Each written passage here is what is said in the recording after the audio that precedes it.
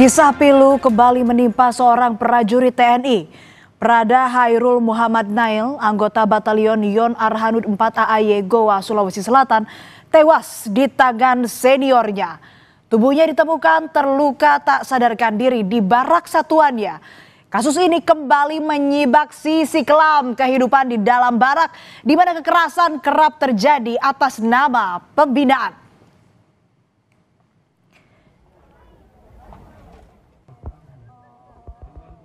Ibunda Prada Hairul tak mampu menopang tubuhnya saat mengantar jenazah putra tercinta ke tempat peristirahatan terakhir. Hatinya hancur, ia hanya mampu duduk bersimpuh sambil terus menangis di pusara sang anak. Keinginannya melihat Prada Hairul menjadi prajurit TNI yang membanggakan keluarga dan negara pupus seketika.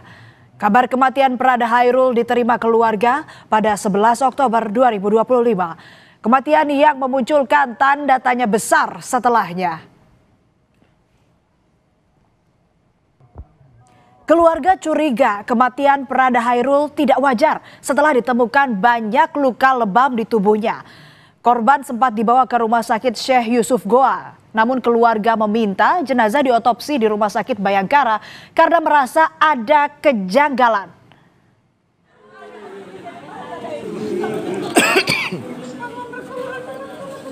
Keluarga meminta keterbukaan TNI Angkatan Darat terkait penyebab kematian Prada Hairul. Keluarga mendesak kasus ini diusut tuntas agar jelas duduk perkaranya. Keluarga minta pelaku penganiaya Prada Hairul dihukum seberat-beratnya.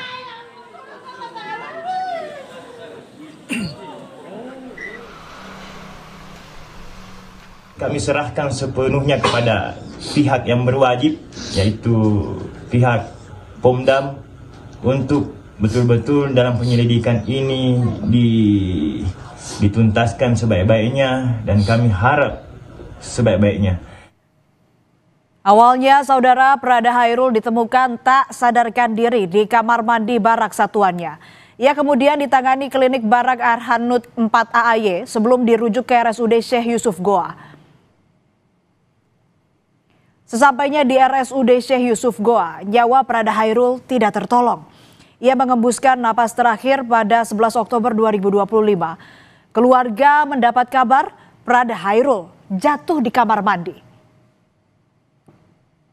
Keluarga sangat menantikan hasil otopsi Prada Hairul untuk mengetahui sebab kematiannya.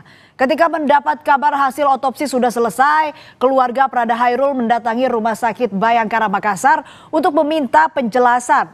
Namun pihak rumah sakit menolak menjelaskan karena undang-undang mengatur hasil otopsi untuk kepentingan hukum tidak bisa dibuka untuk umum. Pihak rumah sakit bilang hasil otopsi telah diserahkan ke penyidik Pomdam.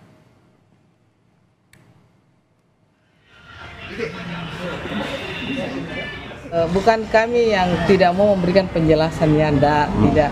Cuma memang secara undang-undang hasil hasil visumnya itu, hasil otopsinya itu kami serahkan ke POM.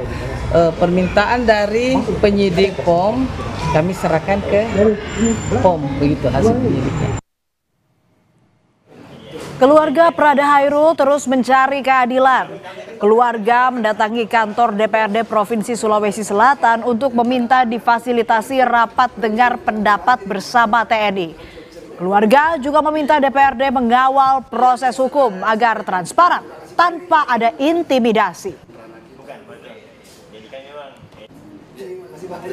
Mohon kiranya segera secepatnya diadakan RDPR, dalam hal ini rapat dengar pendapat dengan institusi TNI. Masalah ini berjalan mulus, transparansi, tidak ada tekanan-tekanan dari pihak lain pun, baik dari atasan manapun. Kita minta itu betul-betul laksananya adil. Buntut dari kasus kematian Prada Hairul akibat dianiaya seniornya, Komandan Batalion Arhanud 4 AAY, Letkol Arhanud Andika, dicopot dari jabatannya. Batalion Arhanud 4 AAY merupakan kesatuan Prada Hairul bertugas. Kapendam 14 Hasanuddin, Kolonel Kavaleri Budi Wirman menegaskan TNI AD tidak menoleransi kekerasan. Dalam hal ini pimpinan kita bersikap tegas, tidak akan mentolerir lagi kejadian-kejadian seperti ini. Salah satu contoh nyatanya yaitu Danyon Arhanud sudah dicopot. Satu persatu proses hukum berjalan. Pomda 14 Hasanuddin menetapkan 3 anggota TNI yang diperiksa sebagai saksi atas meninggalnya Prada Hairul. Ketiganya berinisial AG, Prada WE, dan Prada FL. Pihak Pomda masih mendalami peran ketiga tersangka dan melengkapi barang bukti. 3 orang yang kemarin masih saksi sekarang sudah naik statusnya menjadi tersangka. Sekarang masih didalami oleh Pomdam sambil melengkapi bukti-bukti. Hari yang ditunggu-tunggu keluarga akhirnya tiba. Pada 18 November, rekonstruksi kasus penganiayaan yang merenggut nyawa Prada Hairul digelar di Batalion Arhanud 4 AAY. Ketiga tersangka memperagakan adegan demi adegan penganiayaan terhadap Prada Hairul dengan disaksikan keluarga korban.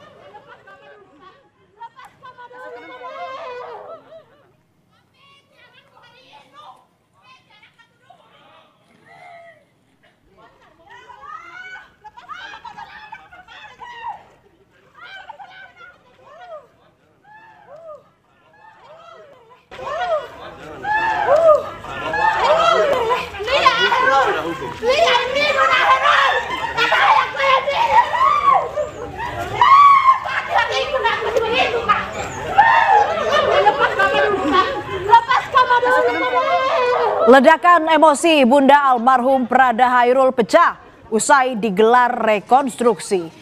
Darmawati tak terima dengan hasil rekonstruksi dan proses hukum yang dinilai penuh kejanggalan.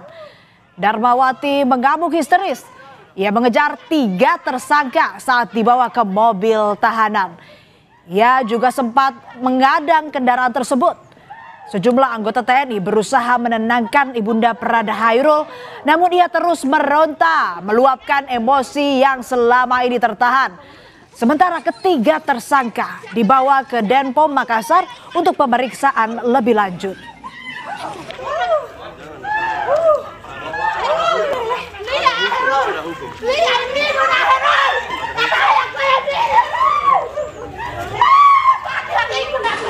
Dia itu anak baik sekali sama saya, sama keluarga-keluarganya, tidak bilang dari saya sama ayahnya juga dia baik semua, dari teman-temannya, karena dia itu astagfirullah banyak sekali, lebih berat sekali kurasa itu Hairul meninggal seperti itu. Saya tidak terima kalau misalnya ini pelaku dihukum tidak sesuai dengan yang saya pikirkan, saya harapkan. Segala bentuk kekerasan tak boleh diberi ruang. Proses hukum harus berjalan transparan dan keadilan bagi Prada Hairul harus ditegakkan agar tak menambah daftar panjang prajurit TNI yang nyawanya melayang sia-sia di tangan sesama prajurit.